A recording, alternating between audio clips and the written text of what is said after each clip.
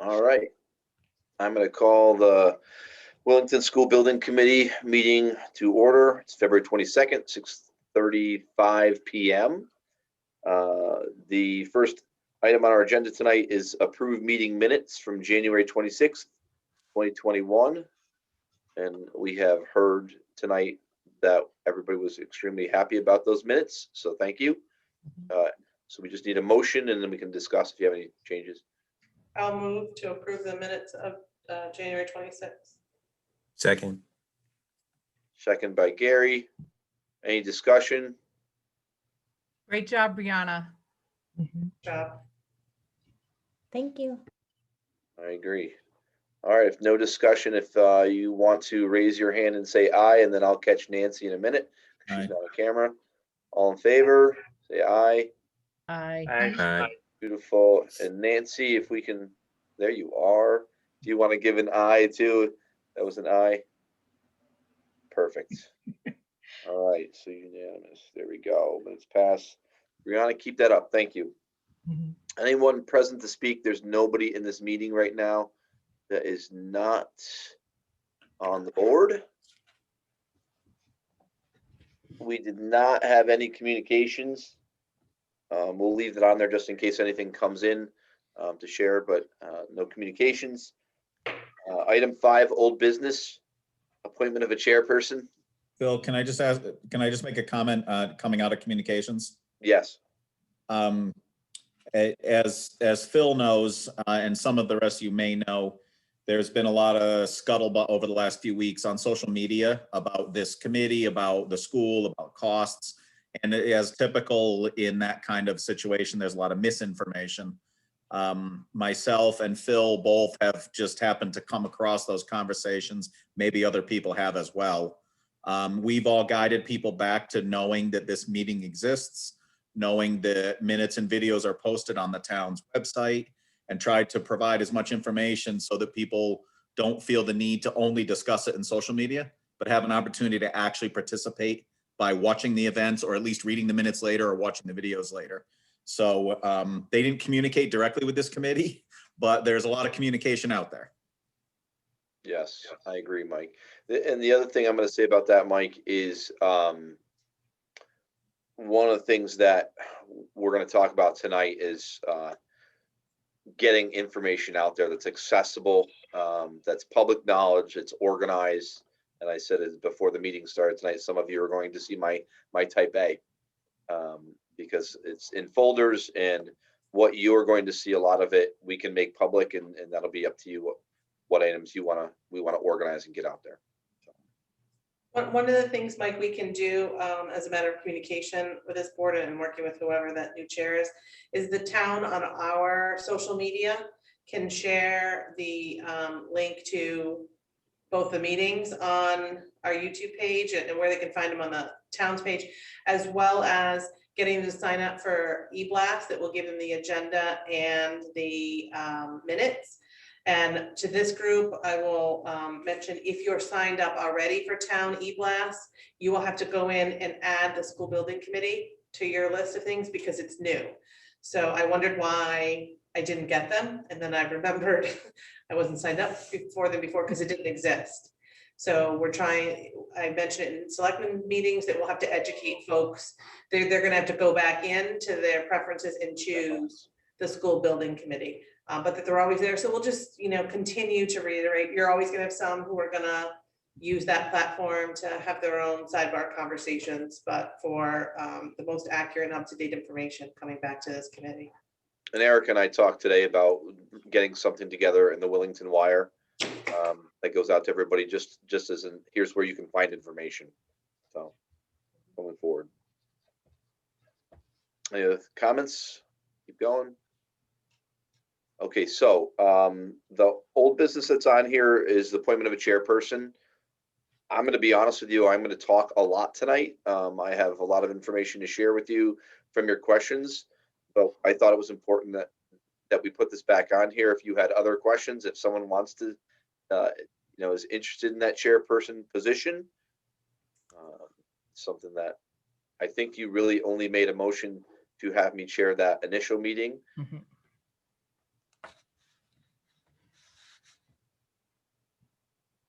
Phil, I'll do it if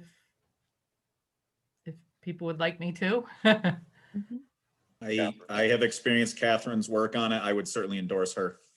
Thank you, Mike. Make a motion to appoint Catherine Viveros as chairperson of the Willington School Building Committee. I'll second that. Okay. Motion by Erica, seconded by Mike. Any discussion? If you want to ask, Catherine, any questions about experience or? I'm assuming I'll do it at the next meeting. As you said, you have a lot on the table to talk about today, Phil, so I'll take notes from how you finish up the meeting, and I can take it over next week if that's what everybody would like. You want a friendly amendment on that, Erica?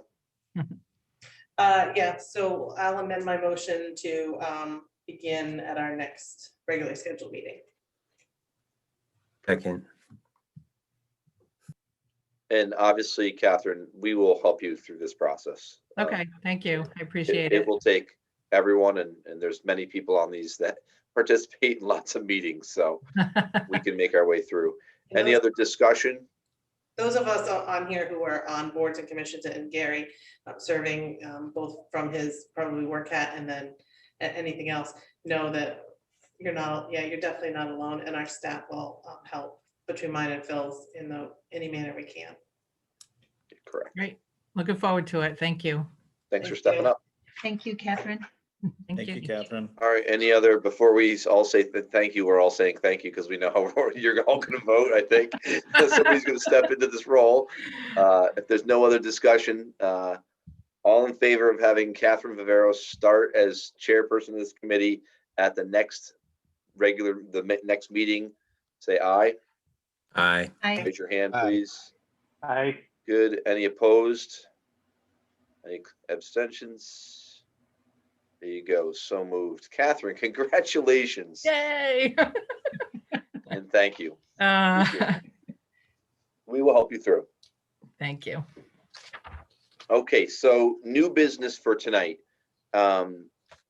We have been very busy gathering all sorts of background information for you. I think I had like 30 questions after the last meeting that you were firing off, which is really good. And so what I tried to do is put together as much information as possible. And what I've done, and you do not have access to this yet, I wanted to show you first before you gained access. We have created a Google Drive folder for you. It is going to be view only. And it's going to be a folder that you can go and look at all of these documents that I'm going to share tonight. And so this is what I'm going to do is I'm going to share my screen. This is the school building committee, and I can't see you all now, so if you want to interrupt me, just please stop me. This is on Google Drive. We will put in your personal email, and basically what it allows you to do, this is just sorted by folders, so you have access to all this information. So I'm just going to fire through what's in here real quick. We're going to spend some time on some of these things tonight, and other things, it's just background knowledge. As I go through this in the next few minutes, what I want you to think about is my feeling is this entire folder, School Building Committee 2021, should be public. And Mike just talked a couple minutes ago about the Facebook questions and what's the misinformation and what's real and what's not. This should be on our website. I don't know that we need every document, but that's what I would like you to think about as we go through. So committee information is just simply, and if I just change that, you can still see my screen, correct? Yes. Okay. So it's just, we have the charge in there, who the members are, just has your name and what role you're filling. We had some explanatory text that we used when we went to public meeting to vote on this committee, and then the actual call. So there's some general information about the committee. So if someone wants to know, hey, when was this formed? What's there? You can see all that information. Okay, and I'm not going to open up all these documents. So, Catherine, I think it was you asked for ed specs last time.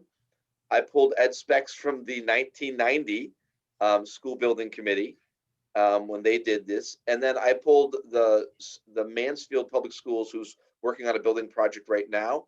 They have ed specs. And so I pulled theirs. And so you can click on these and open up and get a good sense of what's in there for education specifications. Perfect. We'll talk about that tonight. The Fryer report from 2017, 2019, I still do not have the online access for the full report, but I'm working on that. But this is the addendum that came out. That was the later piece. And then this is just the overall facility study that was done. We're going to spend some time tonight on the land and property information, property at center, property at hall, town properties and town facilities. There's a land standards overview. We're going to go through that tonight. And I just put on here for someone that's asking about field space to give you a snapshot of what the field space looks like. You'll be able to see that this evening. The prior school building committee reports. This is from 87 and 92. Background knowledge is always a good thing. And so if there's other documents that we uncover as we go through this process and they're good for background information, we will put them on here. But we've scanned a lot of these documents in so people have access to them. The South Willington Preservation Planning Study that was done in 2015, all of that information is in here. It's important because it is partially connected to Hall School. We will share some of that information tonight, even though this was just a study, not all of it went to action, but it's information for you there. Statutes and code. So anything to do with building code, if you want to know why it's not as just easy as moving everyone into Hall School, there's a fire egress code that you have to follow. That's there. Anything to do with building a school building, and then their standards and guidelines, some documents there.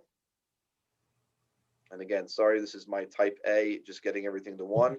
The survey that was done, and this is old data, but it's still data. We did a survey about what people were looking for. And so this will be on a future agenda, but this was the presentation that was given to the board and the survey results and the actual survey.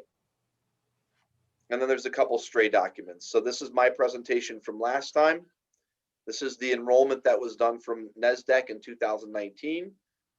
We did a preliminary bond run. It's old data now, but it was just to give people a sense.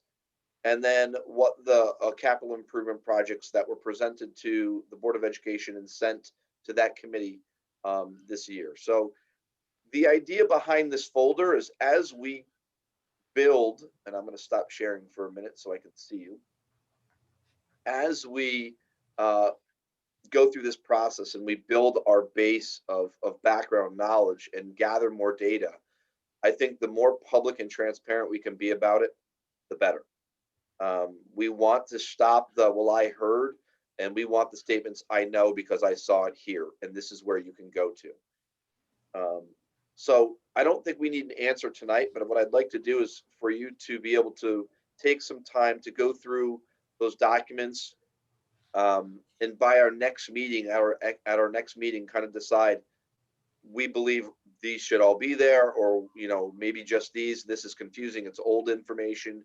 So just if you can do that with your lens, and Erica, I don't know if you want to chime into that at all or not, but that's kind of my thought at this point of how we get the information out there, so it's in one spot, and this goes beyond what's in our agendas and minutes.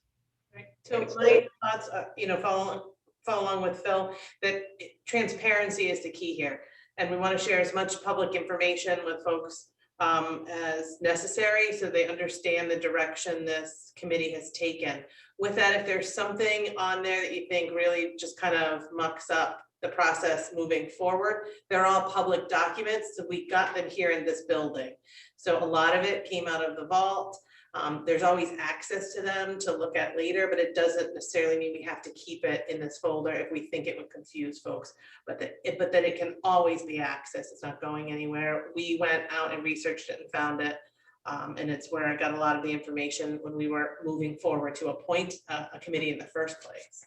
So that knowledge is important. So we can add or subtract anything. There will be a handful of things as we move forward that we will not make public if there anything that's shared in executive session, specifically, down the road if we get to land issues, simply because of the nature of it. But once things go through a particular process, they're all public. So it's very little that's not public in what we do, but that there might be a couple of things, or for security purposes, when we start talking about school and the current building and or layout, we wouldn't share that publicly either. Correct. Any comments, any questions, any discussion around? Can I just take a quick poll with your hands? How many of you have used Google Drive before? If you can just show me on your hand with your hands. A little bit, okay. Making me better with it. Yeah, I will tell you that this is, I do 99% of my business through Google now. So I am glad to help you. Please reach out. Once I share, I will put your emails into this tomorrow morning. You're gonna get an invitation. Please do not delete anything because it's in a shared folder that we all see. And if you have questions, I will gladly walk you through. Just schedule some time to talk on the phone, and I can do a Zoom with you, so that way I can walk you through and show you what to click and how to access any of the documents that are there. I'm glad to do that. But it's basically just a document container where we can drop things in, and then once we get to what we want to upload, we can move them right up to the website. Okay. Brianna? Phil, thank you. Can I just ask a quick Go ahead, question Kathy. about it? Yes. So you mentioned, don't delete anything. So when we make a decision to make this public, is there a way that the folders can have a view only? So this for you just points to the documents, and to be honest with you, everything in these folders is a copy of something I have someplace else. Okay. You don't see the originals, but when we get it to the website, it will actually be copied again. It'll be uploaded into a document container, and it'll live there too. So Okay. it's another copy. So it's not gonna. I don't want to point it directly to this, so that way, it's just if we change something, it's harder to do. Right. Okay. Thank you. You're welcome. Brianna, did you have a question too? I was just going to ask if that was maybe a good place to put minutes from former meetings and perhaps some information about meetings that are upcoming. So one of the things that the town does is they put all of their agendas and minutes in one spot. We didn't want to muddy that water. I think what is important is when we start getting minutes out, that we put right on there is just like a heading. The minutes and the agendas will be there, but go to this spot for more information for items and reference there. And we just didn't want to duplicate work for someone, Brianna, to be honest with you. But we did talk about that. Gotcha. Thanks. Yep. And you have you're muted. I can see your mouth moving, but could you put a link that goes to the minutes? Can you do that within Google Drive or no? we can, but it's still something that we'd have to do every single time. Oh, okay, forget it. But what we can do is on our document container, we can point them to the school building committee folder for the agendas. And that way, every time there's new agendas or new minutes, we don't have to put something else up. It'll take them to the right spot and they can see what's listed. I also think we will do the link that says go to this site for YouTube, so you can see the videos as well. Okay, thank you. You're welcome. Any other comments, questions? All right, let's get into some fun stuff. All right, so next order of new business B, create meeting schedule. We need to talk about how often we want to meet, good days, and I'm open to suggestions there.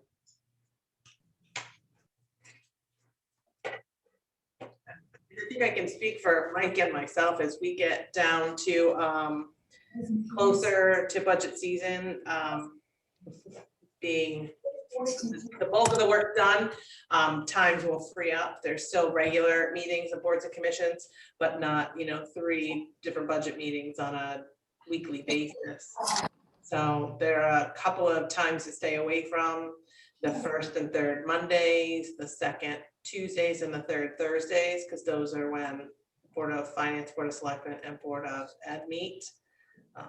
I'd love to think that we could avoid every town board or commission, but that's impossible.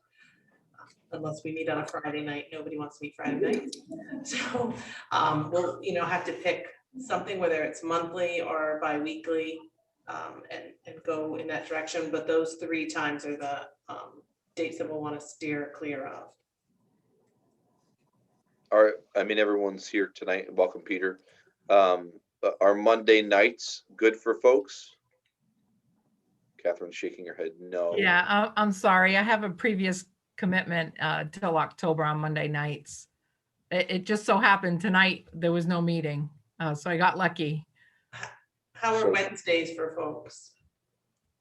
Wednesdays are better for me. Works for me. Yeah, other than capital budget season, which is finishing up now, Wednesdays are fine for me. Is this time frame work? 6:30, our meetings tend to begin 6:30 or 7, so that folks who work during the day can attend. If you had a preference at 6:30 or 7. Was there anybody that couldn't do Wednesdays at 6:30? All right, so then the question is, how often? Once or twice a month? What would you prefer? You're going to have a lot of information to go through after this meeting. I think the comment before that this may vary. Yeah. Depending sure. on activity, where we are in a particular phase of our either study or review or field trips or whatever. So if the maybe we start with a monthly schedule and then just put out the schedule, say other meetings will be scheduled as needed. Another idea would be to set aside maybe 2, like a first and a third of the month, and then not meet on times we did not have things to address. Got a smart idea, Ann. So that kind of, we hold the dates just in case. You have to post those agendas and cancel them every time you do that. So this board is tricky as in, whether or not we need to, at this point, have a regular meeting schedule. And if we do, and we post a regular meeting schedule, then yes, we would have to, and we do not meet, we would have to post an agenda, and the agenda would simply say can't meet and cancel. Yeah.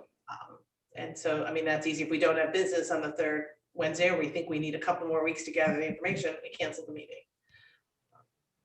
Typically, I've found that it's easier to cancel them than to post a new one in short order. So that's what I would recommend. I agree.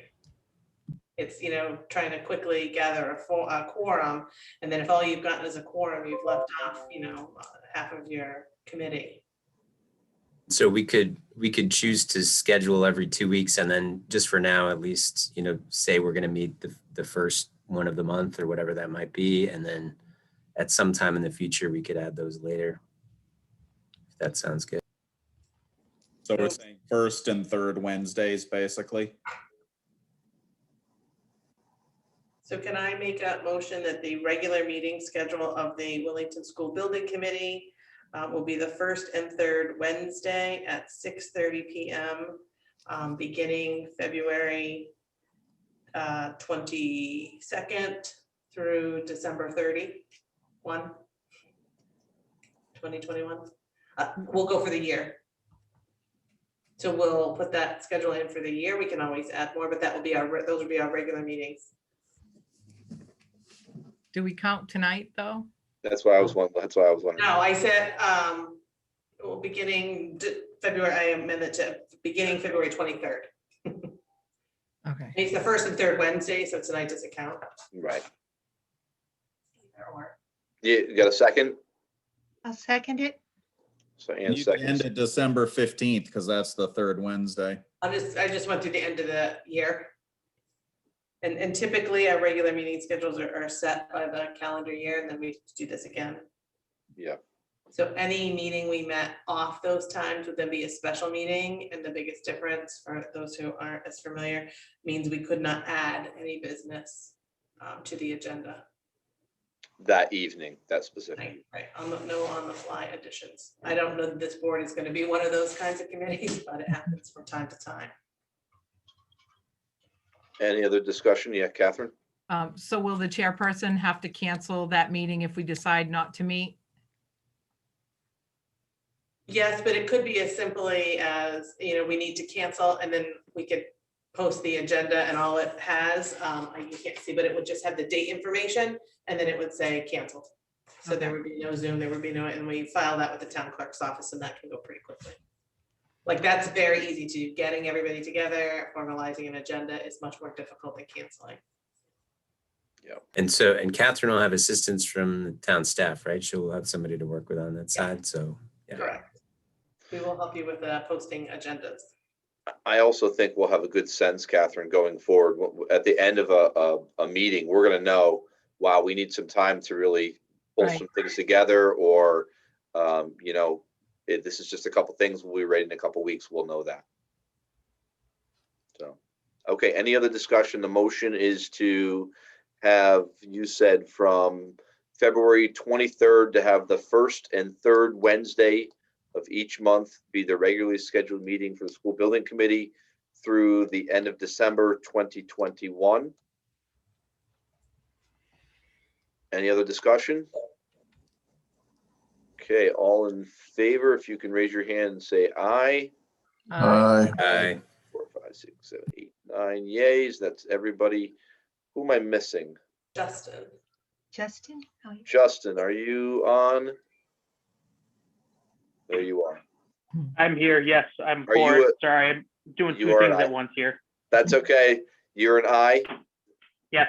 Yes. Okay, so motion passes. So first and third, we will get out a schedule calendar for that and post. Thank And you. so this may go into another agenda item we need to talk about later. And Peter, I'll put you on the spot at some point. There were committees of the 1990 school board. And whether or not, I'd be curious for Peter to talk to us at some point about whether or not that worked. Those smaller committees, and then reporting back to the full committee, and whether or not that's a direction we want to look in going forward. Sure, I do recall that was useful because we were able to divide up the work. And that just worked for the committee at that time. Perfect. Thank you. Okay, so if there's no other discussion there, I'm going to move along. Item C, new business, is review Willington land. And the first item, I'm going to do a bunch of screen sharing here. This is the first item, is the town building list. Just share my screen. All right. Can you all see it? Does it say town facilities at the top of the page? Yes. Beautiful. Okay, so one of the things you asked for, and again, this is Peter, this is in a Google Drive folder I'm going to share with all of you tomorrow. So you're going to have access to all this information. I'm just sharing it tonight. So this is the list of all the town facilities. This is actually on the, it's called the WebGIS. It's Main Street. It's a subscription we have, and that's just the map number and the lot. It's the information. And so worked with the folks across the hall, and they pulled the list together for us of what all of these items are. So these are basically just the different items that we have. Even though it says facilities, some of them are very small. Think about like the River Road shed or the school bus parking lot is simply the trailer that's there. The driveway's on here, and only because it's connected to Hall School. But these are the different places that you have in town. If you look at this, I don't see anything on here as far as additional space of how it's going to, if you are looking for another usable space, I'm not sure you have enough land in any of these to do something else or do more. That's just a comprehensive list of the town-owned facilities, not town-owned land. Correct. Land will be next. Questions about the facilities? And we can access this by going to this Google file. Yep, I'm gonna give you you'll get an invite tomorrow. So all of these documents will be there. And Peter, one thing I just said was, please do not delete anything. So otherwise it deletes it for the whole group. And it'll be view only. Don't worry, it's backed up on my end. So, but you should be able to access all of these things. It just is, most of these are PDFs. Would we know when we access this, for example, if I clicked on Willington Public Library, would it tell me what the square footage was, and things of that It does nature? not, but I'm going to show you the WebGIS tonight, and what will help you is this right here. You can see I highlighted 232100, and I'm going to jump to something that's ahead, but this is what that GIS is. And if you clicked on parcel ID right here in the upper right, and you pasted that in there, it'll show you that exact parcel, and it'll tell you, I don't know that it'll show you this. I think it actually does. It pulls up the property card. Will show you the square footage. It'll show you the lot size. You could use all of the things here to look at, anything from wetlands to the size of the parcel. It'll show, the number of buildings, things like that. Thank you. You're welcome. Kind of handy having those on there. Any other questions about the town building list? Okay, the town property list is different. This is, these are all of the properties. There's 36 that are listed. And one of the things that is on here is, again, it's got the where it is, even though it's got the address. Some of them have numbers and some of them do not. You can just use that, what I highlighted, to find the exact property of where it is. It shows, and Ashley across the hall here in land use did this work for us. And she just made a note on some of these, all wetlands, or, there's a section that's usable. She made some just really simple notes on it. And I put that out there because I'm not promoting any of these properties. It's just something she put on here as a list for us. 6.4 It's all acres. information you can get from that GIS. She's just a lot more friendly with it than we would be. Correct. So this has the lot size on it. Again, 6.4 acres is not enough. So you can see as we go through here, 1.4, 1, 4. And I pulled this one up. I wrote Main Street GIS just to give you a sense. So this is what when we did our search initially, and we're going to go into executive session tonight to talk about some specific lots that were identified. I want to share what was done. And so part of that process tonight, if you look at 19 Boston Turnpike, that's what this is. This is 19 Boston Turnpike. It is owned by the town of Willington. It is bordered. You can see Marsh Road is right here. Marsh Road is the dirt road. And this green is all wetlands. But if you double click any of these, it just will zoom in for you. You can get the property cards on any of these. It just shows you the border. So, when we talk about a property, and when we initially did this last May, I think it was last May, no, 2019, I think it was. One of the things we looked at is the property accessible. So if you're crossing wetlands here and you're crossing wetlands here to get to the bulk of the land, I'm not an expert in that. All we said was this has a lot of wetlands. It might take some work to get across. If it was a typical Willington lot that was a super steep slope and we could tell there's no way because it's just one big giant hill, we would be able to figure that out. So you can see contour lines on these things. But this is an example of one of those parcels.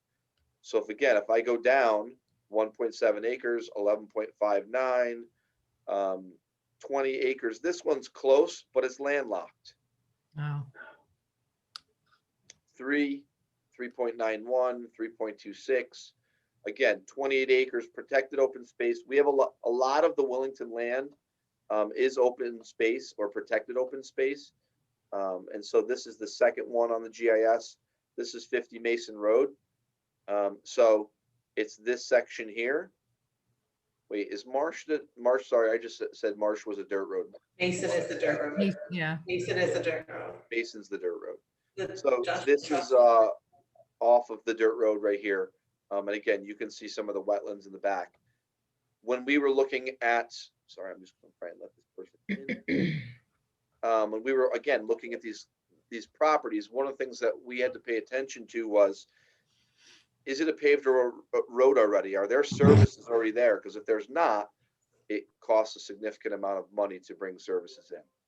Okay, so you can get a sense of what that looks like. So that's what's there. So again, 6.31, 10 acres. A lot of these town properties, and she made a note in here, this land could be buildable. Moose Meadow. You can go in and you can look at these through the GIS. If there's one area that I think it would take it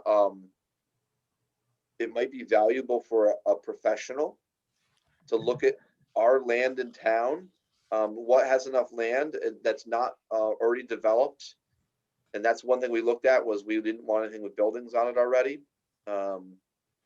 Where is it? Is it accessible? If it's way down Moose Meadow and you would have to have some significant road improvements, all of that has to be factored in. mhm. So again, can I ask a question about that? So what, I mean, without getting into too much detail, one of the things is acreage. Is there a back of the napkin number that you know the former studies have used in terms of, if you tried to get all the fields and the building and the parking on one site, what's just a general number that might be a limit? I'm ready for you, Gary. It is Okay. not a back of the napkin number. It is they say recommended. And the reason they say recommended is really because of really urban schools. But for us, we would probably be looking at 19 acres. And the reason why is they would probably go off this middle school number of 15 acres plus 1 acre per 100 students. You'd be around 400 students. So you'd be looking at a 19 acres. And I was going to show you this anyways after this. To give you a sense, I mentioned Stafford last time. And you can you give me a thumbs up if you can see the Stafford Field Map right now? Perfect, thank you. So this is an aerial view of Stafford Middle School, just their field space. And if you look at, they have a soccer field here. They have a softball field or baseball field, 2 fields. This space right here, using even just a little bit of the middle, is around 8 acres.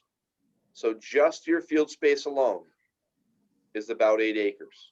And we don't go beyond a soccer field, beyond additional field space. There's no track here. That would be some more, it'd be additional money, but about 8 acres is the amount. And you can see their schools right there. If you looked at this, they're about 8 acres for field space and about 8 acres for their land. Does that answer your question, Gary?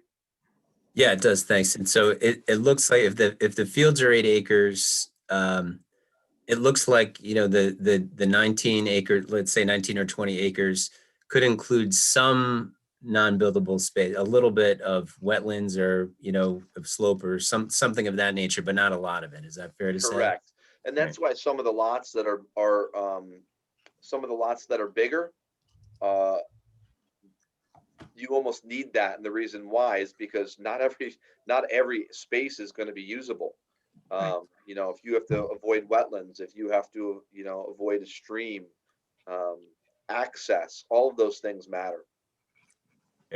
Okay. Thank you. And that's why I think, I was trying to give you a sense of what this looks like. This looks like a great spot on Boston Turnpike. When you start looking at, okay, now take out the wetlands. And again, I can't say whether or not you could build around or on those wetlands. All I can say is, what does this open white space look like right here? And would it be enough? That's what we were trying to go off of. And that's why, that's a big space. So It's a big hill too. there are a lot of big hills, yes. So again, if I come back to this town property list, this 18.7, this is the Youngerman property. I'll get to that in a little bit. I'll actually show you the map of that. Tinkerville, 79.5 acres, but lots of wetlands. Again, that makes it really challenging. So I always think it's important, again, for people to be able to see and do their own research. So having this map number, again, you can just put that, copy and paste it right into the GIS. And this is accessible by the public, and you can get all that information you want. But again, all these 0.7s, the 1s, the 2s, they don't do any good for you. Any questions about the town properties? Catherine? Phil, just hypothetically, if we were to find a property that would be a good contender, does that mean the town fully owns it and that there wouldn't be any cost associated with that property for the school building committee budget per se? You're partially correct. So you're going to have, if the town already owns the land, you still might have to do, and this is what they'll talk about in the young urban property about the why. You're going to have to spend a lot of money to make sure it is suitable, and to make sure it's accessible. And so that's why the number is so high that Fryer put in the report, and they put $750,000 in, because a big portion or a portion of that is not just buying it, but a portion is making sure it's suitable land. And that's where you're saving money on the cost of the property, but you still have to do a lot of work to make sure it would be acceptable for school use. Right. Make sense? Yep. Thank you. And again, I can't see everyone, so please just call out if any other questions about the town properties.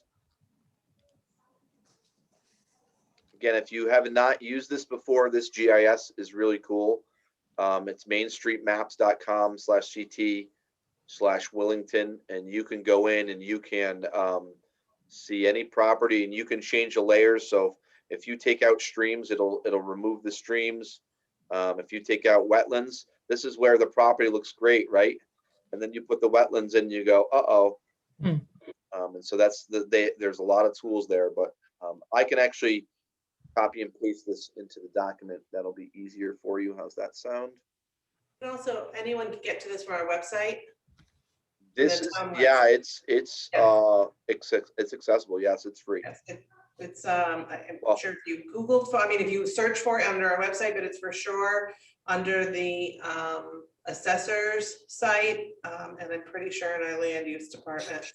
Yeah, and I just put the link on this because it'll make it easier for you. And on the land use system, there's a how to use the GIS system, so if that helps. For most of us, probably not Gary so much. He's probably really familiar with it, but you know, for others, it takes a little bit of getting used to the navigating.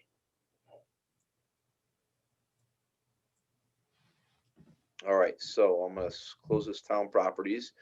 Again, I just mentioned this is off of the land requirement overview. This is straight from the state. Just they talk about, you know, how to determine your size of the building you can build, what size lot you need, a recommended lot size, and how it's established. This is the information they use. So you'll have access to this. But again, this is where we get that information from about the actual lot size, the land requirements. So, and then I showed you the fields already. So let's move on to item 3, which is the center school property. So you wanted, again, this is an aerial view from using that same system. The green border is the border for center school. And what you're going to see on this property is there are houses attached to every single lot surrounding center school. So if you, again, this is a PDF, so it's not a live view, it's just easier. But there's a house where the 27, the 15, the 9, this is 320, 7, you go up to here. These are all houses. This is a bigger lot and behind the softball or the field that's there, but there is a house on that lot, and then this is the firehouse. So when you start looking at the center school property, which I don't quote me on it, I believe is around 8 acres. I didn't write that number down, but you would have to buy not only land, you'd have to convince that person that you're buying their house too. So you're not going to buy a $100,000 lot. You're going to buy a $300,000 lot with a house on it. This is not an eminent domain. This is not, that's not, we've heard that said before. That's not this in this case here. And the same thing across the street. So this is landlocked and it's tight. Questions about the center school property, just what's there? Phil, is it true that somebody related to the town purchased 25 there at the old church? Yes, this is Fine. purchased by this firehouse company right here. They've Mhm. purchased this land. Got And it. so even if the town had purchased that land though, Gary, Yep. it's still not enough space, and you have, kids crossing. Like, this would be great if it were field space. If this were open land, Yep. it might have made sense. But with another building on it, it's Yep, I can see not that. enough land. Yep, thanks. Any other questions about the aerial view for center? All right, so let's go into Hall. All right, so Hall's a little more complicated. And so the Hall School property, what I'm going to show you first, this is the actual quitclaim deed. All right, and this is, you're going to have access to this. The most important thing that's in here is this part right here. This land has to be used as a school, otherwise it gets returned. Okay, and so this is the exactly what we're referencing. You'll be able to read it for yourself, but we put in I highlighted in yellow so you can, the section that jumps out at you. Here is the kind of interesting thing about this. When you go back to the aerial view and you look at the 111 in green, this is one property, and then there's two parcels that are part of that quitclaim deed. And this little sliver right here is where the parking lot is across the street from Hall School, across 32. That's the second part that's included in the quitclaim deed. That is what would be returned. That was 56. It was turned over to the town of Willington. And the town of Willington technically owns this right now, unless it's no longer used as a school. There are two additional lots that were bought in 65. And we had spent some time researching and finding the exact, it was the Case family. The Hall family sold to the Cases. The Cases were, I believe, out of South Windsor, a wealthy businessman. And he bought 11 lots. His family bought 11 lots, and he sold two, or they sold two, he and his wife sold two to the town of Willington. One is right here, the driveway at Hall School, that goes all the way back to the Willimantic River. And the second one is the lower field where it says Willington Brook right here.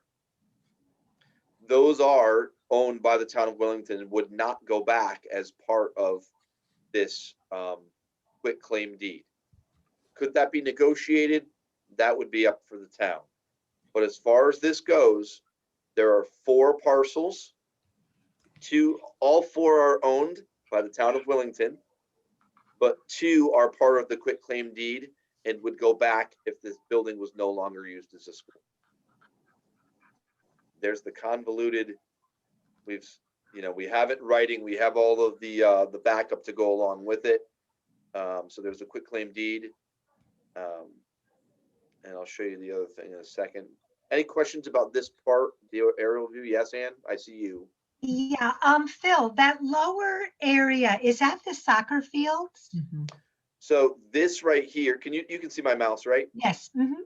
This is the baseball and there's soccer field here. And then the lower field, there is, we'll say a very small soccer field down here. It's not like regulation size. And it's pretty wet.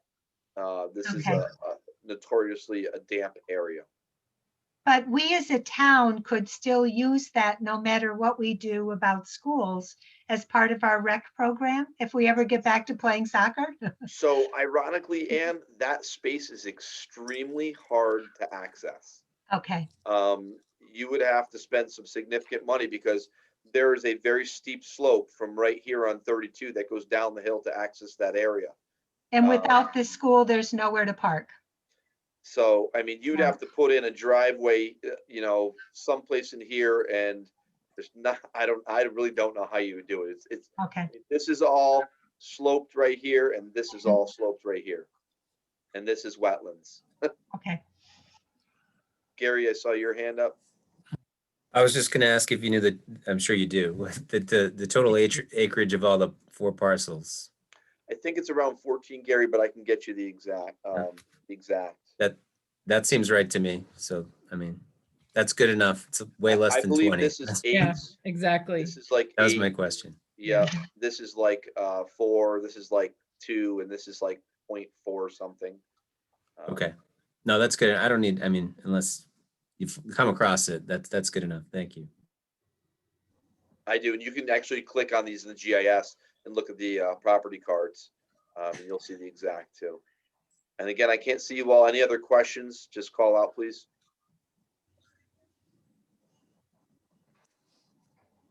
Phil, Yes, Peter. this is Pete. That clause you showed restricting the use of the school as a school, have we ever discussed the flexibility or possible change of that with the Hall Foundation? No, it's a great question. And this is, I mean, look, if this is a significant, we'll call this, 70 years old at this point, pretty close to that. I think you would absolutely want to have a conversation about that. If they wouldn't want it, we would want to know that. And, that's got to be on a future agenda item, just to talk to the halls publicly about what are your thoughts on this? What could be used as this? Would you be willing to allow this to be another town facility and not a school, if we continue to maintain it? I do know the one thing that the halls are interested in is they don't want this building to be knocked down. They're not looking at this building to be demolished. One of the items that was you'll see in the Google folder there in the South Village study, they actually talked about demolishing portions of Hall School to bring it back to its original size and shape. It was $20 million, and that was years ago. So it wasn't a small amount of money, but it has some historical value, and along the same lines, this is something that that Hall School is part of this site that's on the National Register. It is different than what is, and then we've done some research on this, but the town green here, those houses are on like a national, and Eric, I can't see you, but you can chime in. It's like a national Local historic district. Local Yeah, historic national- district. Yes. historic district, right? This section, they talked about potentially trying to get that there, but it didn't go through. So this is like an honorary designee, but these are the suggestions. They'd like you to try and maintain, but it's, if say we were doing our roof project right now, which we are, and this was in a historic district and we had to use a specific paint color, a specific shingle color, a specific, if we were going to redo brick, we'd have to do very specific things. Those are requirements. This does not require that. But I think it's important when someone says, well, listen, Hall School's in a National Historic Registry. It is, but it doesn't prohibit you from doing some things. If that makes sense. Practically, if I could, Phil, I'm dealing with the same thing in Manchester right now, but practically, it means you can't tear the building down. The state's not going to let you tear it down. You have to go through a lot of work to take part of it down, probably, because, as you mentioned, that was discussed before.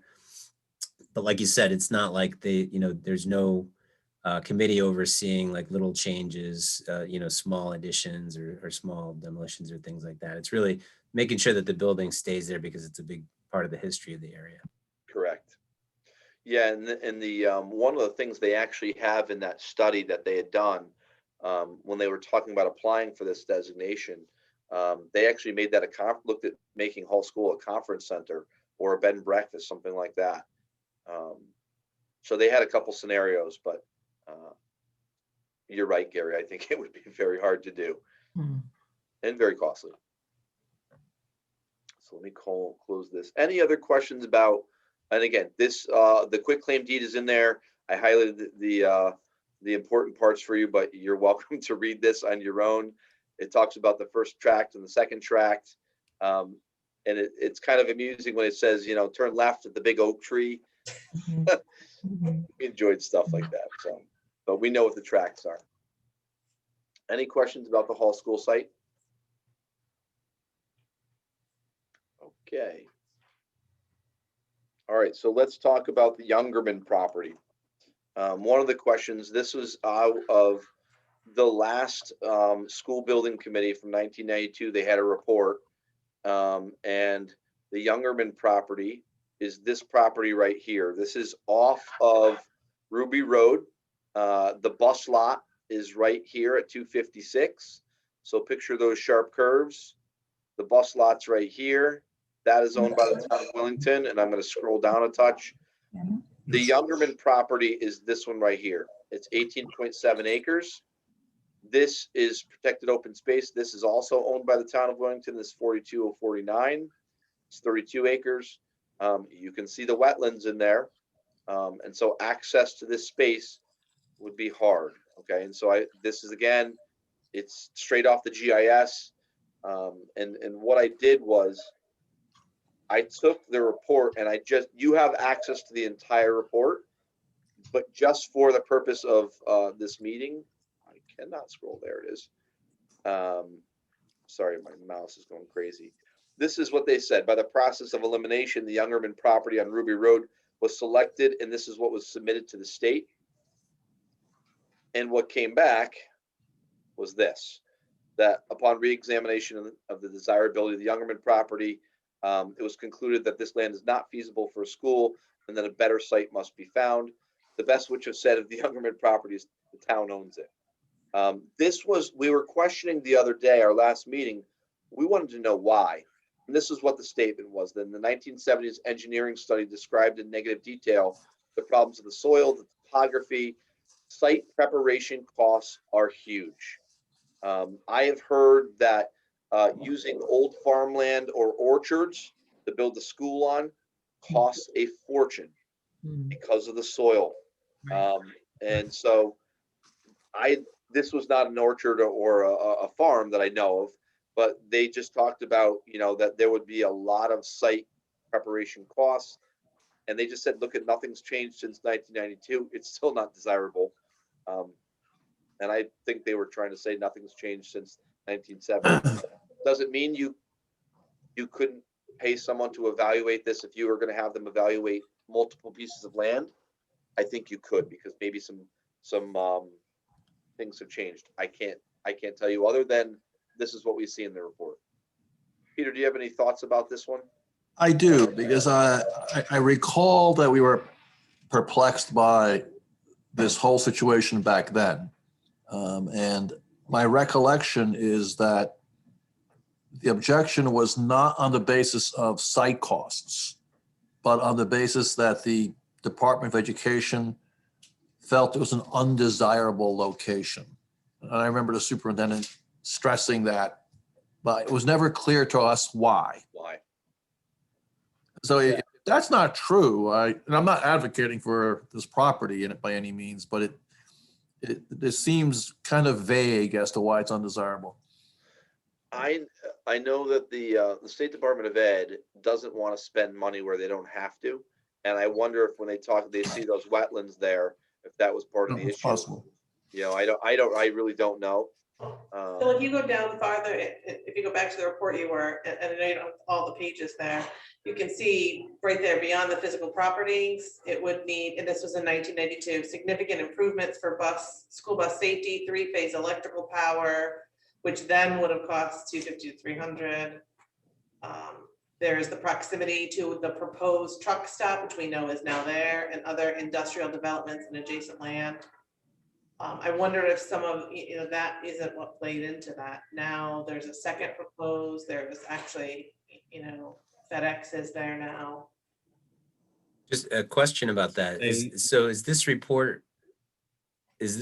from the state? Or is this quoting the state, or is this quoting the committee that's quoting the The state? committee quoting the state. Okay. This was the Right. 1990 school building committee, and in 1992, they put out their final report. Okay. And Gary, I have not found anything that says, in writing back from the state to say, this is an undesirable. All we have is this Right. document that says the state said it was undesirable. Right. And it's interesting to hear Peter, a firsthand account of that, because all Phil and I had to go by were meeting minutes and then this document from this time that even they weren't, 100% sure why the state felt it was undesirable. So it's nice to know frustrating state non-answers have been around for decades and aren't going anywhere. Well, this is all good information to have. I think the obvious thing for our task here is to find a piece of land that meets our minimum acreage. And clearly this one doesn't. So I'm not sure if there's any interest in anybody wanting to pursue this site any further, but I think after we read the report, and then, like I said, the obvious thing is that it's just not enough acreage, right? We're just talking about that one parcel, the 18.7. 19 acres. You could combine it because the other section is connected to town of Willington land. I don't know what they must have, you had to get to it, right? Right. So when they were reviewing it, I'm making an assumption that they were coming off of 320 because it was town of Willington land on the front side that had a road access, but you had to then get power all the way back there. But I don't know if that was part of the concern. It's, if you were going to build a complex and that was the last portion of a complex, they may support that. And I keep bringing back Stafford because they have a complex. It's like, it's a road in and there's an elementary school, then there's additional road in, it's the middle school, and then a road in and there's a high school, and there's a road in and there's a library. They're all right there together. I can't tell you why, Catherine. Yeah. But again, I think someone with some expertise could look at that for the committee and say, here's the reasons that we believe this would be ruled out.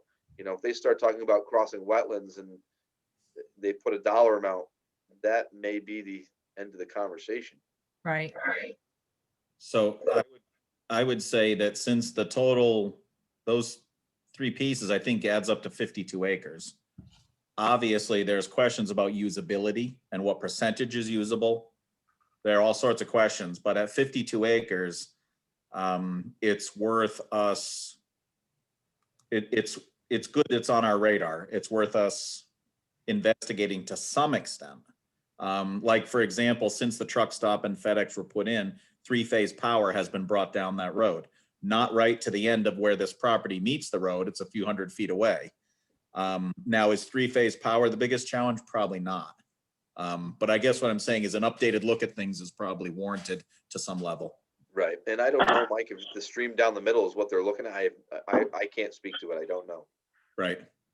Can you just circle, so it's 37 and then the 242s? So this right here is the 18.7, Okay. which I believe this is what, when people refer to the Youngerman property, I believe this is what they refer to. And then this kind of crazy shape right here is the 32.46. And then this right here is the 1.94. And then there's actually a house on this property here. The front piece is the bus lot and the town uses in the back portion. Can Ruby Road handle the traffic of all those school buses every day? Would it be safe? Where would It's a narrow road. I feel like we should get into those conversations later on. Yeah, yeah. I think Mike made a good point that right now you can kind of you can narrow things down by acreage just to see like what fits those things. And then, as we maybe narrow down on a certain piece, we can start talking about those. But if we look at those every time we talk about a new property, we're just going to get gummed up. So that would be my thought. Yeah. Any other questions, comments about the Youngerman property? I do have a question. I don't know if Peter, you can help answer this. Do you know if the previous building committee actually walked that property? We did not. It was a recommendation of the superintendent that it not be considered. And we kind of left it there.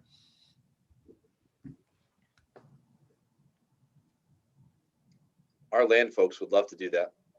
I'm sure they would do it for us. I mean, Is there an unchartered like drive like to get on? No. no. So none of those sites are being maintained, right? There are old dirt roads and water roads through there. I've camped up there as a Boy Scout in Willington. But of course I was not evaluating it to place a school on it. Right. From the bus lot and the lot behind it, you could get to a certain point and then you would have to backpack in.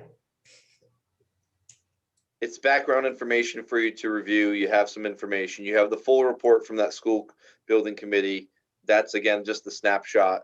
So take some time to review that, and you can kind of maybe formulate your own questions and say, do we want to know more about this or not? I think to Mike's point is, there is a lot of land there is the big issue. What is the big issue? Is it crossing wetlands? And if it's crossing wetlands and it's going to be a fortune, then maybe it just goes away. Can I move along? Yes. All right, item D in new business. We just made a list here, and this was not intended to be items to actually have discussion around.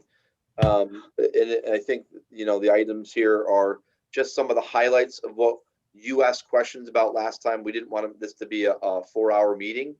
And so tried to list some things of future agenda items. So the first item that was on there was a creation of frequently asked questions document.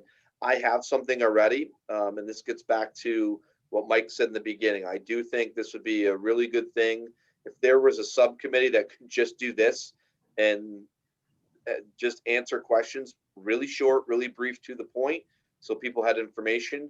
This would be something that, in my eyes, a committee could do.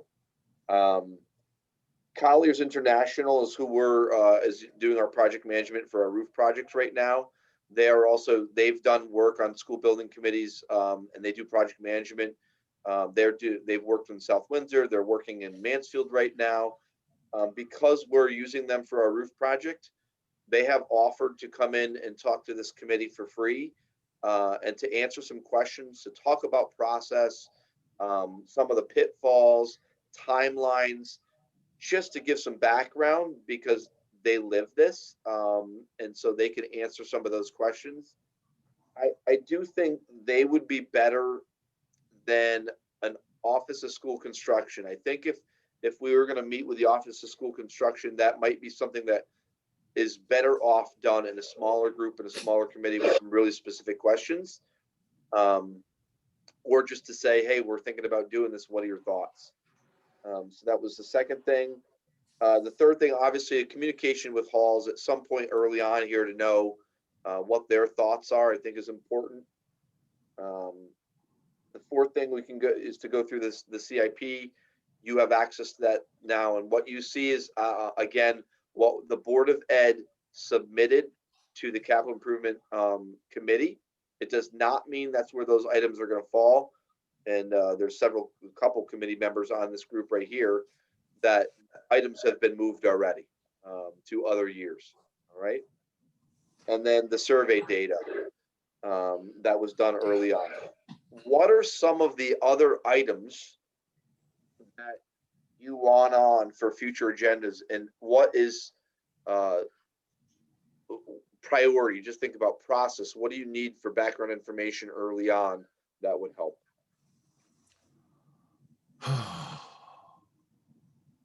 Bill, Yes, Mike.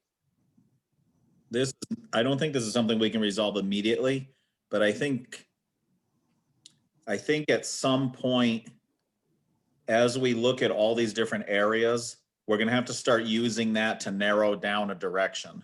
So right now, I think it's appropriate we're starting broad. Correct. And I think that means we have to evaluate 100 different, or maybe it's not 100, 50 different sets of parameters, because some of those parameters may start guiding us. Right. And then whether it's, it's public opinion, it's cost, it's land availability, all these different sort of silos, as we start to bring those together, we're going to have to create somewhat of a direction eventually, because as the work of this committee goes into longer periods of time, we're going to have an idea. Are we talking about a new school, a renovation of one school or another school? Whatever those options are that are available right now, we're going to have to start eliminating some of those options and have a good reason why we've eliminated them, so that we can start to focus our effort on the end goal, whichever one of those options it is. So Mike, one of the things that you just said, and this is, I was not thinking this when I said Office of School Construction, but I do think it'd be worthwhile for this committee to just ask the Office of School Construction point blank, would you support a renovation of one of our buildings or not? Because if they said no, I think that's pretty powerful, considering they're the folks that control the grant money. Right. And from what I understand, Mansfield is that's one of the things they did. So if they said no, we wouldn't support that, we would support this instead, I would want to know that early on. Do we not already have that answer though? I mean, if we're gonna renovate Hall, let's say that we own everything, it's still under the estimated acreage. If we're gonna renovate Center, there's still not enough land there to renovate, unless we were to renovate both, but then that kind of defeats the purpose of bringing all the school into one. You might not have the land Formally requirement asked, for a though. renovation. I'm sorry? You wouldn't have the land requirement for a renovation, Oh, okay, but you don't have all the field space you want right now. right, I see. So that would also be another question we could ask them. Would they support renovation, and what would the minimum acreage be if we chose that route? But to your original question, Catherine, there's never been a formal ask of them that I am aware of to those questions, because I don't think we were at that point, and I'm not sure that it would have been appropriate before. The reason I do why I just said what I said, Catherine, was when I was met with Colliers with my initial kickoff for the roof project with the Office of School Construction, this came up because we wanted to be really upfront with them to say, look, we have a school building committee that's having conversations. It doesn't mean we're building anything, but we need to let you know because we don't want it to impact our grant process. Mhm. They said, we're very glad. And we just explained what we were doing. And they used the Mansfield example to say, look, I don't know if they would support 2 renovations, number one. And they also said, I don't know if we would even support 1 renovation because the cost is so high and you still are in an old building. But I do believe that would be really beneficial for us to have that in writing.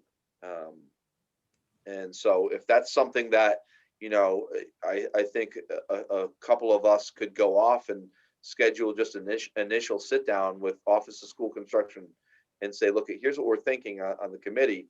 We would like to hear from you. Is this something that you would support, or it's not even worth our time? I think we need to know that. Mhm. Phil, Mike. I think that conversation also would be an opportunity for us to ask if they have any flexibility for creative solutions. There's a lot of discussion in the world of building and architecture now about creative solutions. And we know there are certain things that we have to follow, like kids a certain age have to be at ground level. but kids older don't have to be at ground level. If we can build a taller school that uses less of a footprint, will they consider that as a value in reducing the total acreage required? Or to Gary's question earlier about the property at 25 Old Farms Road, let's just say there's a scenario where 25 Old Farms Road becomes the parking lot for the school staff. And so the school staff, it's a little safer for them to cross Old Farms Road than the students. And so if they can park over there, and we've removed the parking need from the property where center school is right now, and we can make a more vertical school, maybe they're open to the idea that you don't need as much land if you're a little more vertical and you're putting the parking lot across the street. I'm just bringing that up as an example, but we should figure out if there's any room or appetite for creativity. Yep. Peter? I agree with all of the above. And I like the idea of, as both you and Mike are suggesting, sitting down with the school construction office group, just to see what those flexibilities are, what options we can pursue. Is this the same group, Phil, that's working with us now on the roofs? They're the ones that approve the grant applications. And so all the specifications come through the same group. So essentially, we're already involved with them, so they probably would be willing to discuss all our potential options and possibilities. They always want to know ahead of time. So the initial sit down doesn't mean you're doing something. It just means, hey, we want to talk about what we're thinking and tell us, are we on the right path? And from what I've gathered is they'll be pretty blunt with us and say, yay or nay, you should really not go that direction because we're not going to approve it, or you're on the right path. They are a blunt group, to say the least. Say that again, Erica? They're a pretty blunt group, to They say. are. Well, candor is always good. The other thing I would think might be useful, at least to me, is just a sense of identifying who all the stakeholders are here in this project, besides the Board of Ed, obviously. They're a key stakeholder, and I would enjoy having a joint meeting with them, say, just understand what their objectives were, where they arrived at the new school choice, what the educational needs are for any facility, new, old, or in between. And then expanding that to say Board of Finance, Economic Development, Planning in particular, to see what the Master Town Plan says, economic development. If we choose to abandon 2 buildings, what does that mean? And if we get that kind of feedback, I think that might give us an opportunity not just to form committees, but also talk more intelligently with this group that is very blunt. Yeah, I mean, I think if we, identified some questions for them, they'd be glad to sit down with us and let us know.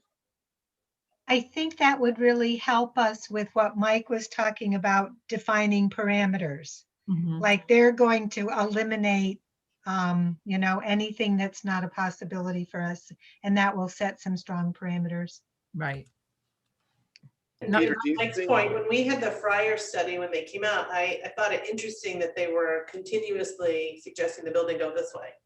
Hmm. And I can't remember why, but I remember asking them why we wouldn't go up. If we know we're on a small footprint, i.e. center school, why couldn't we go up? If there were a possibility of grandfathering us into the land restrictions, and if we could use some of the other fields, obviously there's transportation costs there, but why wouldn't we go up? If we could have enough shared spaces on that lower level, it might be beneficial. So if we can ask at that point, or if anybody in this group can think of a reason why.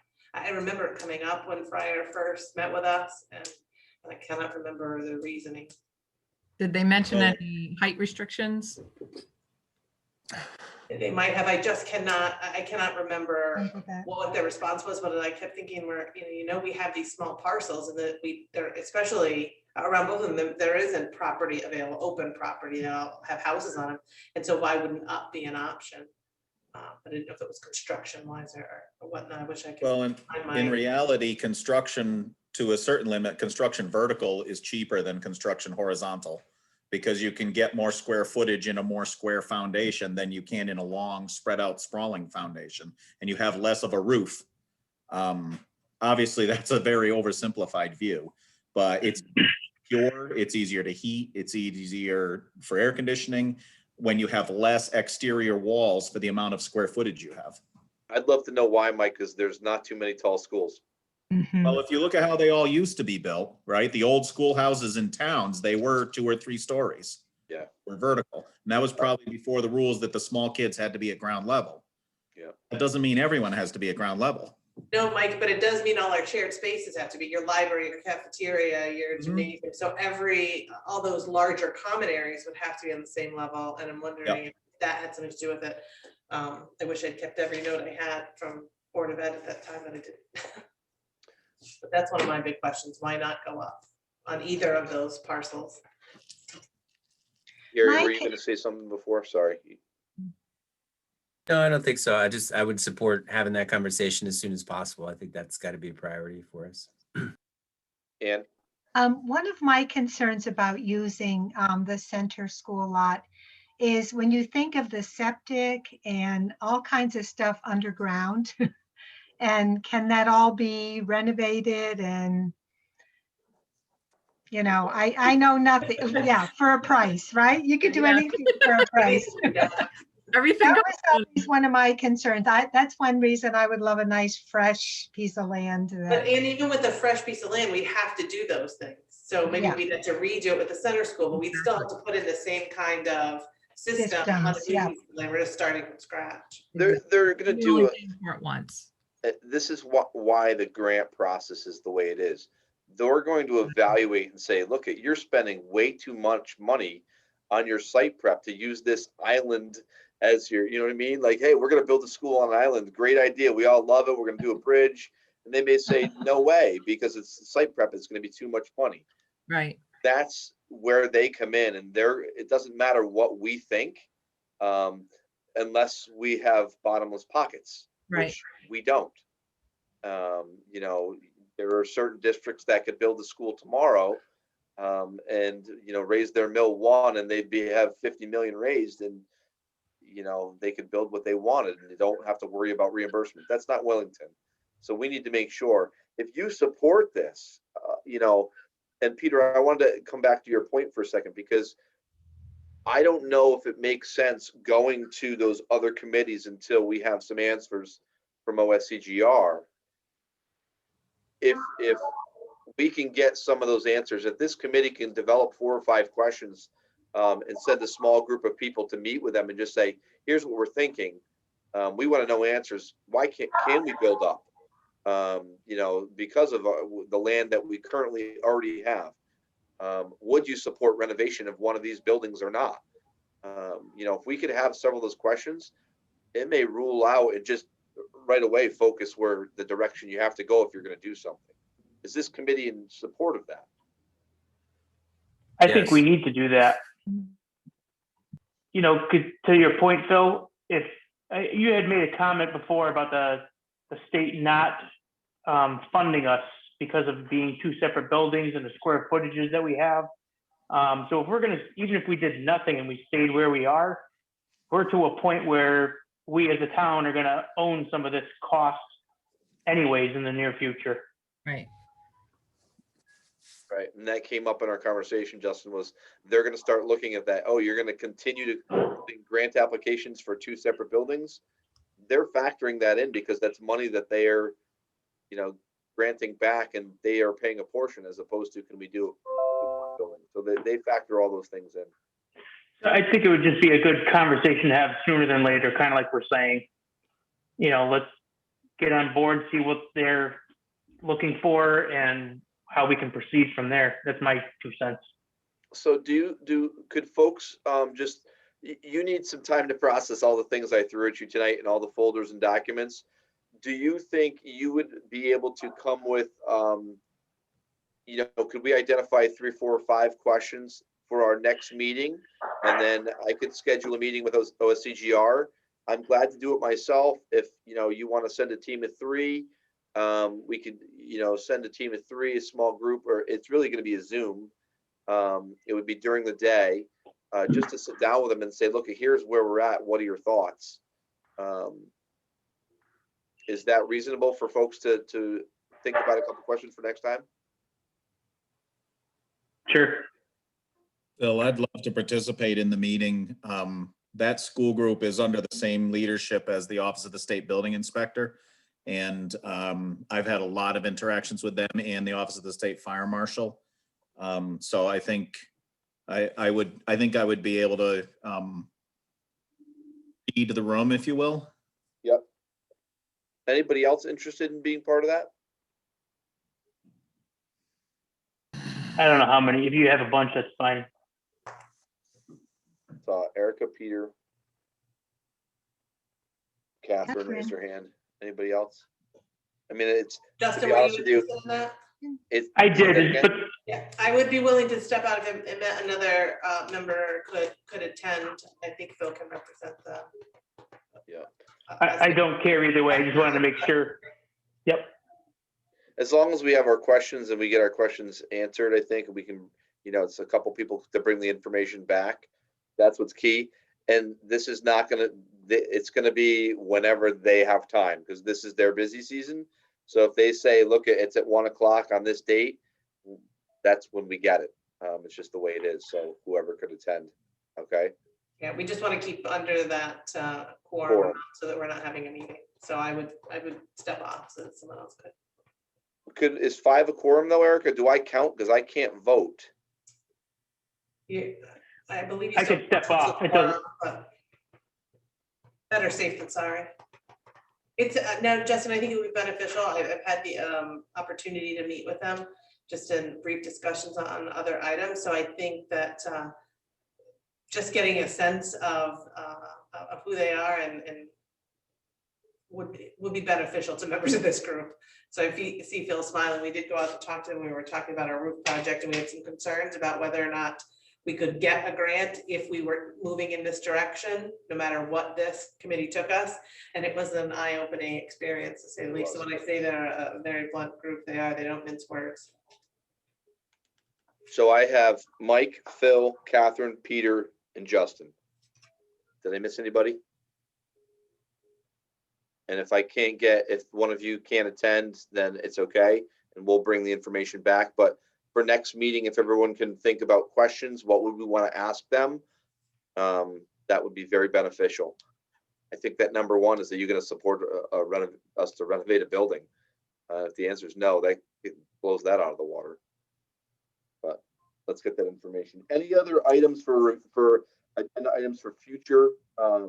Again, that are big items that you need to be for review. You mentioned Collier's field. I think that would be really helpful if they're willing to do it.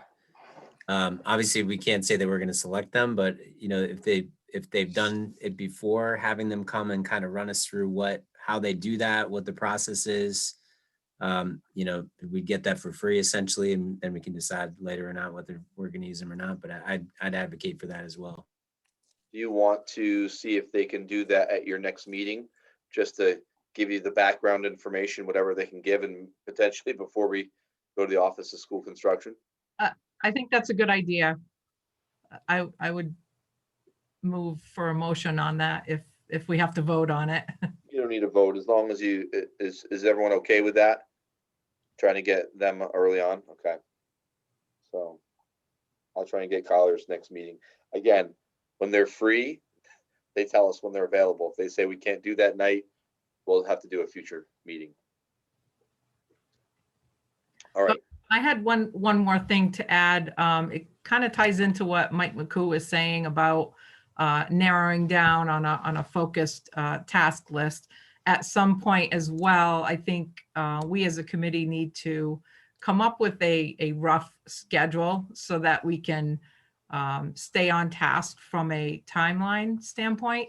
Otherwise, we'll be meeting for the next 5 years. So my projects that I manage are budget driven and schedule driven, and seeing how I don't have any control over the budget, I think at least we can put a schedule together and at least try to, have a goal that we're going to be hitting with some timelines. And I'm not talking about like a detailed schedule, but just some milestones. Once we get closer into the project, into the meetings, we can start putting some major items. And I'm thinking of one right now, which is the funding, asking for the state for the funding.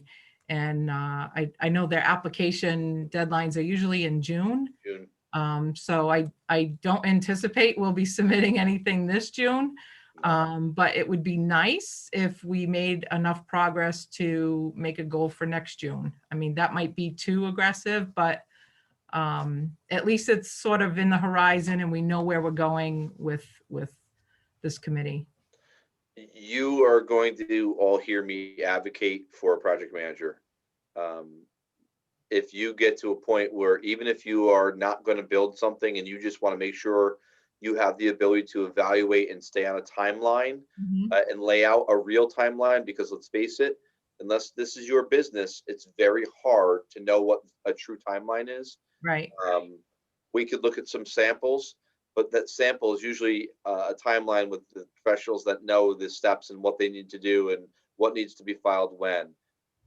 The things that I've already learned about the roof project that we didn't know because we have a project manager, we would have found out the hard way. Yeah. And so, you know, you're going to hear me advocate for that. It does cost some money, but it's, I think, from being on a timeline and having professionals that have direct lines of contact to the state, that know the bidders, that know the process, that know the RFPs, it makes sense. And so you would end up having to do an RFP, a request for proposals, for a project manager, and you would want to write the scope for what you were looking for. But Right. it's, I would advocate for that for sure.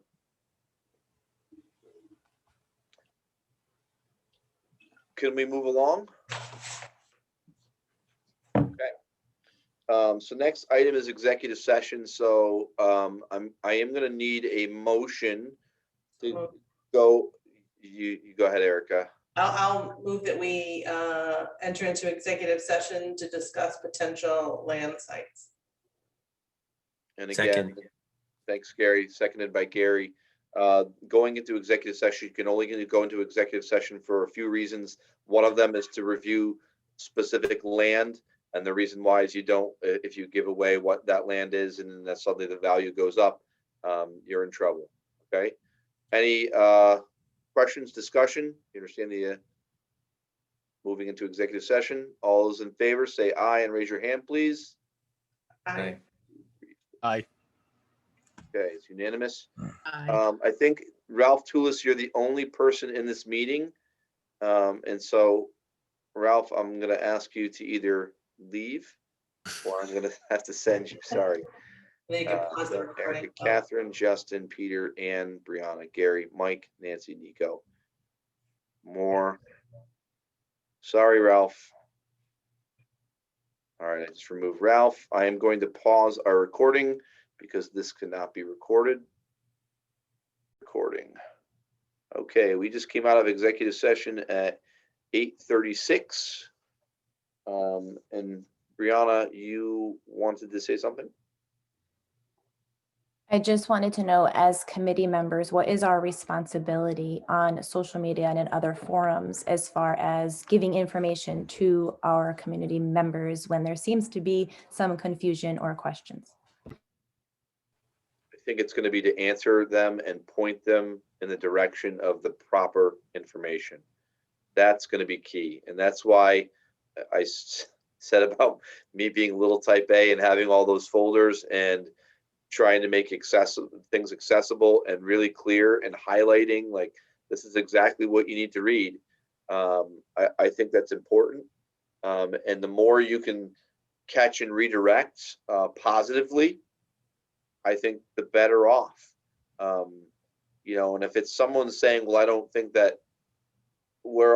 it's our place right now or anyone's place right now, if there's someone's totally against it, I don't think that's where you're interjecting. You're interjecting where it's not the correct information based upon what this committee has for fact.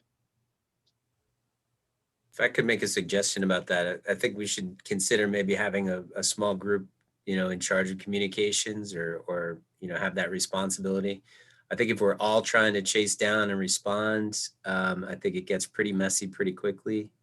And if we have a strategy for that, especially on social media, but other ways as well, that might be something that people that are good at that can really, filter that information, come up with that FAQ, direct people in the right way. People that are really connected on social media, I think we need people in that group, but that might be something to think about for one of the next meetings.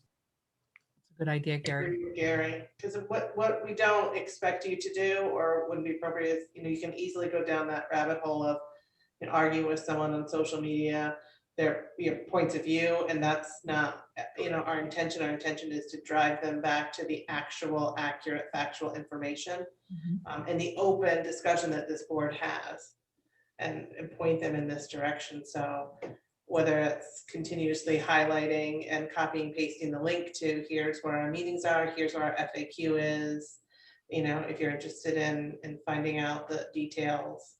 I don't think anyone is expected to be in any of those social media groups monitoring through this, but if you come across it and you feel comfortable, redirecting them, I think is the best way.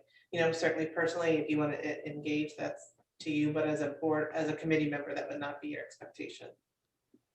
Mike?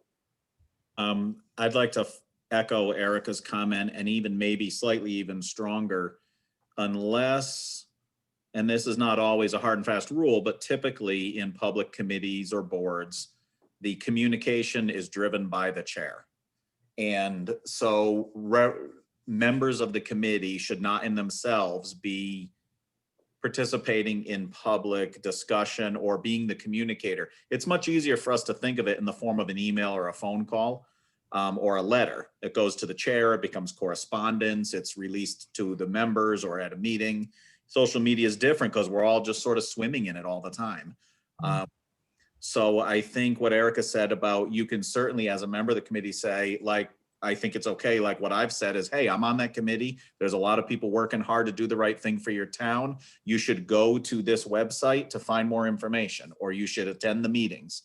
So I think that is the right thing. And then this subcommittee could then help develop those answers that will be wherever we want them to be. Yep.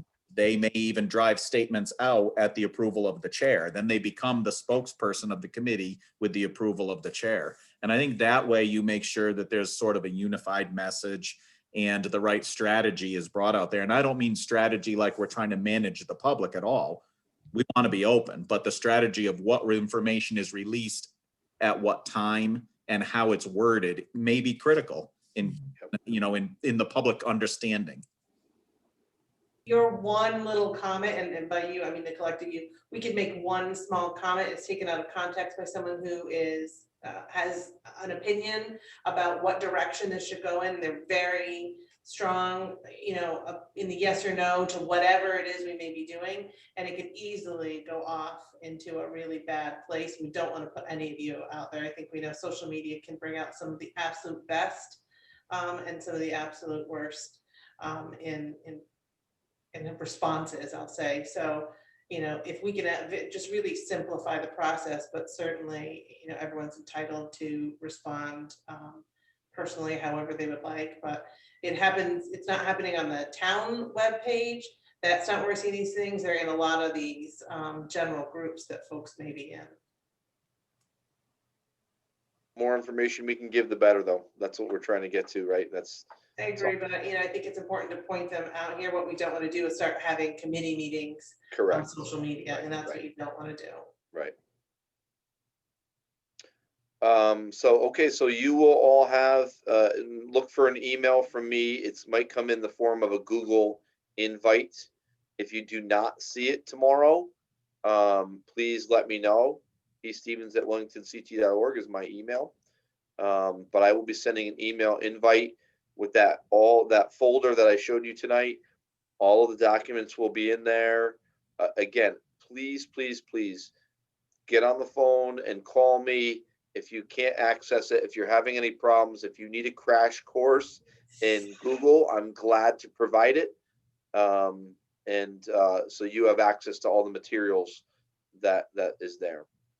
And then your job is to try to determine, do we want to put that all out there at the next meeting? And moving forward to Catherine for future agendas, and we can all work with this, and Peter might have some insight on identifying what we think some of our committees may be. I think at one point there was a finance committee of this board. Land acquisition might be one. I think Gary spoke to communications, and if we can start to identify what those would look like, I think they can be pretty productive.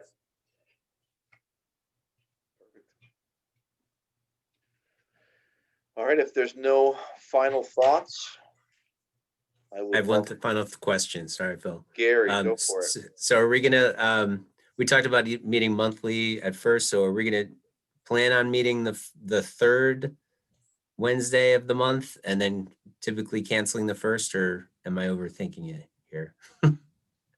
So the first would be next Wednesday, would be March 3rd. Right, so I'm assuming we're not gonna meet then, right? Or are we? It's up to this committee. All right, so I'm glad I asked the question then. I can tell you, as someone who has will be finishing up budgets to present to the Board of Finance the next night, I will be heartbroken if we don't meet on March 3rd. I really would like to meaningful work to do. I think let's meet. I really would like to make sure you have the time you need to go through all of the materials. I mean, I think we gave you 50 documents tonight. I mean, you literally.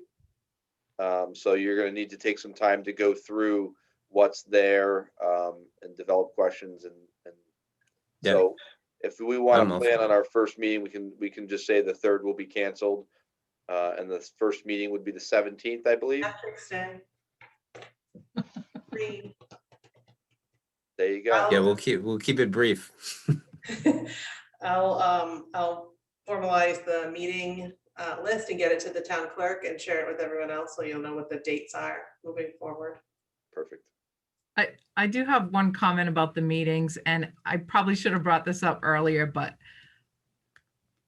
I'm just wondering, does it make sense to schedule the 2 meetings, or could we potentially schedule 1 meeting a month for the next 6 months and then evaluate where we whether we need 2 meetings or not? And the only reason why I'm mentioning it is if we schedule 2 meetings and then we end up canceling the second meeting all the time, what kind of, how is that going to appear to people saying, well, they keep canceling the meetings?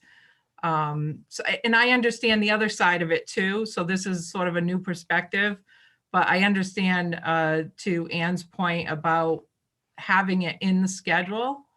But I'm just wondering if we make it to the public out there that we have 2 meetings scheduled a month and then we're always canceling that second one. I don't know, what are your thoughts? My thought is I'd rather have them schedule and then cancel, because if we don't have business, but if something comes up and we decide, hey, look, we have this opportunity for so-and-so wants to come speak with us and we have a meeting scheduled, we can put that together. If we don't, we can simply cancel it. And for schedule purposes, if I know we have a scheduled meeting, then I'll keep that night open. Otherwise, Catherine, the other piece of it is if we know, I mean, Gary just asked, right? What are we meeting next Wednesday? And the answer is now no. If we wanted to schedule a committee meeting that night, because now we know we have that second date, and you could have a committee meeting that night instead. And I think there's going to be constant flow. And it's just making sure we get that information out about why. We may find that we need to meet more often, and maybe it's, I mean, this is a 2-hour meeting tonight, so it's not a short meeting. Anybody else have thoughts about that? I had a question about the agenda. Does it have to be so full all the time, or could one of those meetings be an opportunity for the public to come and speak more? Yeah, that's up to you. so there's always a present to speak on the agenda, and that's what they would do. What doesn't happen during that, if just a present to speak would be, you're not conducting business, so you're hearing from them. If you wanted to have some kind of open forum, public hearing, then that would be a different sort of process. But I think there's always the opportunity to hear from people. there were so many things that were asked for last time that, Phil and I put them on here, knew it was gonna be a lot of information, but didn't expect you to read everything that we put together moving forward. But I think a more centrally focused topic in a meeting is gonna be more productive. And then once we have committees, you'll get a brief report out from those committees. And if a lot of that work is done committee-wise. Peter, is that how it worked for you previous? And I think that there's a benefit to that. I agree. And I want to comment on Brianna's comment that public involvement is very important. And I guess I'm wondering, Erica, how close are we to in-person meetings so people can readily attend our meetings and participate? So we're still at the point where we have to allow people to attend in a forum such as this. They have to be allowed to call in. So where you see me tonight is I'm in the big meeting room with our new equipment that just came in, so that we can start to move towards a hybrid meeting. There's just fewer people that could be in person. They still have to be 6 feet apart, still have to be masked, then we would have to be masked. So Phil could have joined me tonight, but we don't have any division in this room. So it gets a little tricky. I think you lose a little something when you can't see folks too. But we're getting there, Peter. I think the more folks we see vaccinated, the closer we'll get. So you're gonna start to see some push towards some of those in-person meetings, but we still have to allow for this forum because we can't get everybody in the room that would wanna be, and it's a public meeting. We cannot turn them away. Could we use the old? I have a I'm in the old senior center, Peter. That's where I am. I can tell, sorry. I'm upstairs. If I'll zoom around the room, I'll kind of pan out. So this is where I am. I'm in our meeting room. And that would be it for the public, those 3 chairs? No, I moved the TV right up close to myself because it's just me here tonight. It literally came in on Thursday. We don't have all the bugs worked out. So I'm by no means ready to open it up and feel, you lost me in the meeting before because it just shut down on me. And it started to do it again. If you saw me get up and run, I had to go tap on the smart board portion of it.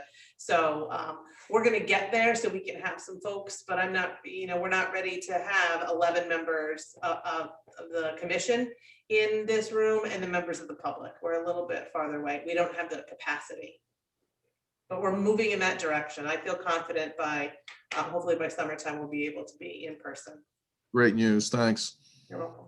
I have one more suggestion to allow the public to speak more. If we were to add a present to speak at the end of the meeting also, so that people have a chance to react to what we've talked about.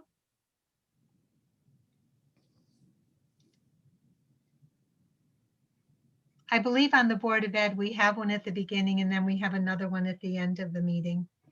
So.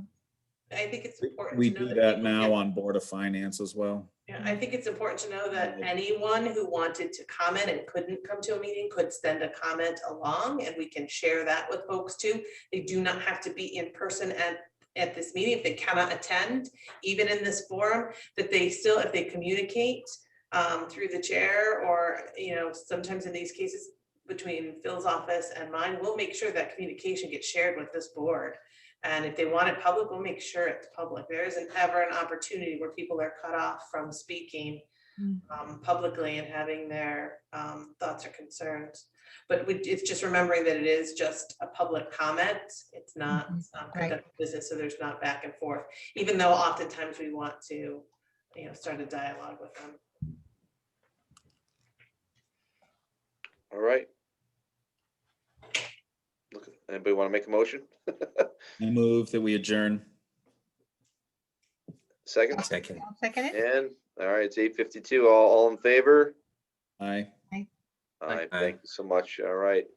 Unanimous. Have a good night, all. Thank you. Well, Thanks, everyone. Thank you, everyone. Bye, everyone.